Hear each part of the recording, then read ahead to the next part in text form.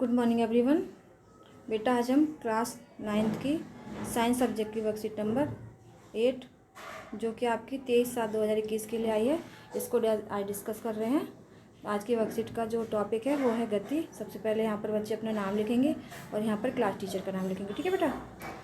तो जो गति होती है वो क्या होती है, जैसे कि कोई पॉइंट ए है और हम कोई पॉइंट बी पर जाते हैं, तो जो जगह है, स्थान है, उसके सापेक्ष अगर हम दूरी तय करते हैं तो हम गति में रहते हैं। ठीक है बेटा, इसको इस तरीके से समझ सकते हैं। आगे एग्जाम्पल दिए गए हैं। तो गति की परिभाषा सबसे पहले हम पढ़ते हैं।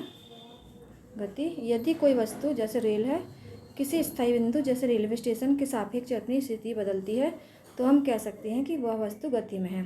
तो इसको ऐसे समझ सकते हैं बेटा कि कोई रेलवे स्टेशन है और यहाँ पर कोई ट्रेन आकर रुकती है। ये कोई ट्रेन है और ये रेलवे स्टेशन है, ये आपकी ट्रेन है। ठीक है बेटा। तो जो रेलवे स्टेशन पे है, ट्रेन रुकी हुई अवस्था में है, तब उसमें हम कह सकते हैं कि कोई गति नहीं हो रही है हमारी ट्रेन में।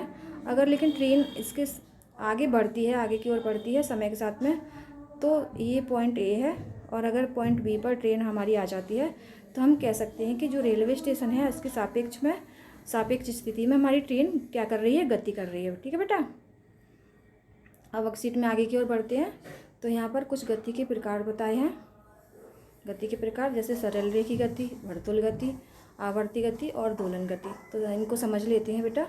सरल रेखी गति क्या होती है, जो कोई भी वस्तु सीधी रेखा में गति करती है। ए, बी, पॉइंट सी, ये तीनों रेखाएं सीधी है, तो इस तरह की गति क्या कहलाती है, सरल रेखी गति कहलाती है। जब कोई भी वस्तु किसी सरल रेखा में गति करती है तो वो गति सरल रेखी गति कहलाती है। जैसे सड़क पर वाहन चलते हैं, ट्रक है, कार है, मोटरसाइकिल है, इनकी गति क्या कहती है, सरल रेखी गति कहलाती है। ठीक है बेटा। दूसरी है आपकी वर्तुल गति। वर्तुल गति को ऐसे समझ सकते हैं कि बेटा आपने वृत्त सुना होगा। वृत्त से आप क्या समझते हैं, कोई गोला, सर्कल। तो जो ऐसी गति होती है जिसमें कि गोली गति होती है, गोलाई में गति होती है, उसको हम कहते हैं वर्तुल गति। ठीक है बेटा, आपको याद रहेगा हमेशा। जो गति गोलाई में होती है ऐसे ऐसे, उसको हम वर्तुल गति कहते हैं। जैसे कि एग्जांपल है झूले की गति या किसी पहिए की गति। ठीक है। आगे है दोलन गति। तो दोलन गति के लिए एक सिंपल सा उदाहरण दिया जाता है पेंडुलम का। ठीक है बेटा। ये पेंडुलम आपका समय के सापेक्ष इधर उधर होता रहता है, तो इसको कहते हैं दोलन गति। दोलन का मतलब आप समझते हैं ना बेटा। यहाँ पर इनकी परिभाषाएं भी दी गई हैं। अब आती है आवर्ती गति। आवर्ती गति क्या होती है बेटा, ये झूले का एग्जाम्पल दिया है कि कोई झूला है तो इस साइड आ जाएगा या इस साइड जाएगा, तो एक निश्चित समय के पश्चात ये अपनी अवस्था को निश्चित समय के अंतराल पर अपनी जो स्थिति है उसी में दोहराता रहता है, इसलिए इसको आवर्त गति कहती है। ठीक है बेटा। तो परिभाषाएं हम देख लेते हैं। सीधी रेखा में गति सरल रेखी गति, जैसे सड़कों पर वाहन। वृत्तीय पथ पर वर्तुल गति, जैसे कि विशाल पहिए वाला झूला। एक मध्य बिंदु के आगे पीछे दोलन गति आवर्त गति कहलाती है, जैसे कि लोलक की गति। ठीक है बेटा। अब इसमें आवर्त गति है जब कोई वस्तु एक निश्चित समय अंतराल पर और एक निश्चित पथ पर खुद की गति को दोहराती है। बेटा निश्चित समय और निश्चित पथ पर जब खुद की गति को दोहराती है, इस प्रकार की गति को आवर्त गति कहते हैं। दोलन गति भी एक प्रकार की आवर्त गति है। ठीक है बेटा, समझ में आ गई इतनी चीज़ें। अब हम इसकी आगे की ओर बढ़ते हैं। तो वहाँ पर दूरी है। तो चलिए, यहाँ पर एक एग्जाम्पल दिया गया है। कोई पेड़ है, इसके नीचे एक कार है, ए पॉइंट पर खड़ी है और जो बिंदु बी पर है।